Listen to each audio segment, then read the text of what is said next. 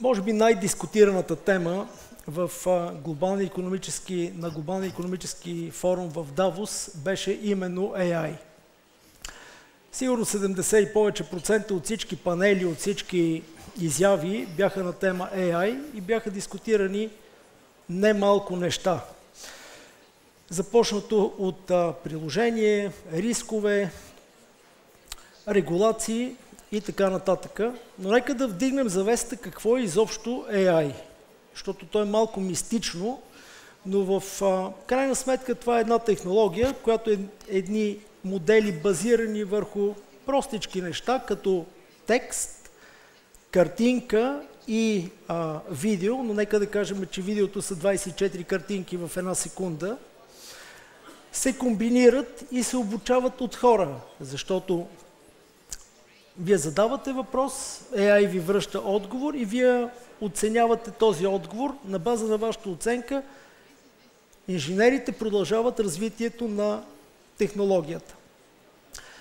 Но ако го сложим в контекст, първия GPT-1, той беше 2018, GPT-2 2019, 2020, последния 2023.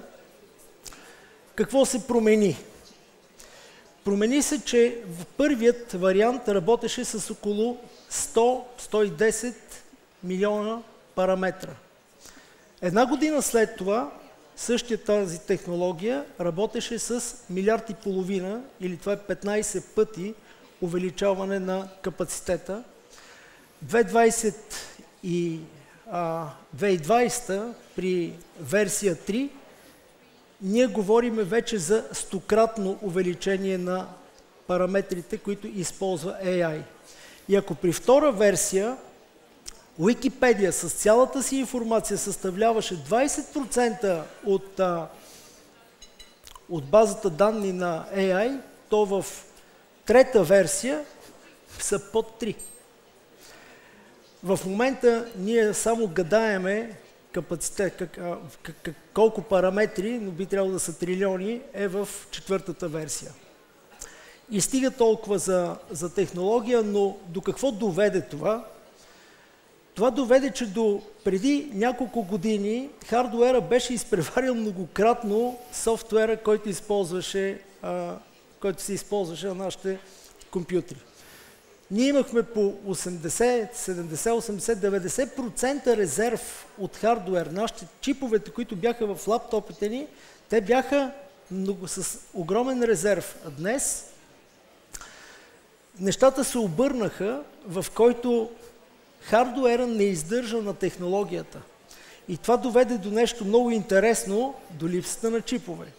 И за пръв път ние се сблъскваме с ситуация, в която дадени държави, производители на чипове, искат да задържат технологията си при тях, като не продават чипове.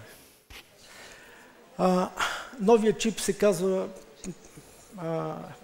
ако първият беше CPU, който ние познаваме, новите чипове са GPU, това са видеокартите, с които работи изкуствения интелект. И в Давос, много интересно, имаше различни стейкхолдери. Имаше политици на голями държави, политици на иновативни държави, имаше бизнесмени, имаше обикновени стейкхолдери. Но всички те бяха абсолютно обединени над въпроса дали AI е новият огън или новата парникова машина, и абсолютно всички дадоха положителен отговор. И ако вземем един конгресмен, той има определена агенда и казва, тези, които въведат първи и интегрирано AI в тяхните отбранителни системи, те биха имали абсолютното предимство спрямо всичките си, нека да ги наречем конкуренти, в абсолютно всички домейни, именно вода, въздух и земя.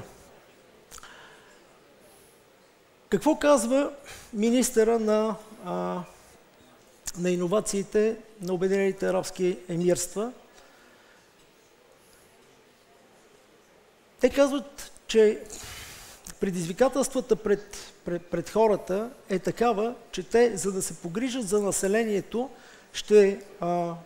или изпращат СМС-и, с които водят техните граждани през така нареченото AI Journey. Какво означава това за в бъдеще за твоята професия, как можеш да го използваш, какви са ползите, какви са и вредите. Или бизнеса той иска продуктивност. Дават се съвсем обикновени примери, че когато един съпорт служител придобие допълнителни качества или допълнителни знания, той много бързо може да се превърне в селс специалист. И по този начин се дига по много сериозен начин производителността. Разбира се, AI има и някои по-деликатни аспекти, защото AI, не всички хора са добри. AI може да бъде използван като мощна технология от лоши хора. Преди 2-3 дена излезе една статия в CNN, където чрез Deepfake един финансист е превел $25 милиона в сметка на измамници. Тази година, както споменахте, половината от човечеството е на избори. Ако AI бъде използван за манипулиране на обществения вод, то тогава AI не е в негативен аспект. И всичките тези рискове са отразени в така наречения Global Risk Report, който на второ място е AI. Но знаете ли, аз имам специално мнение по въпроса, защото този Global Risk Report е 127 страници, труден за четене, но аз не видях, пълен с рискове, не видях нито един репорт, който е дори 5 страници, в който пише какви са възможностите, какви са шансовете от AI. А те, според мен, те многократно надвишават вредите. Right, okay. Excellent. Thank you.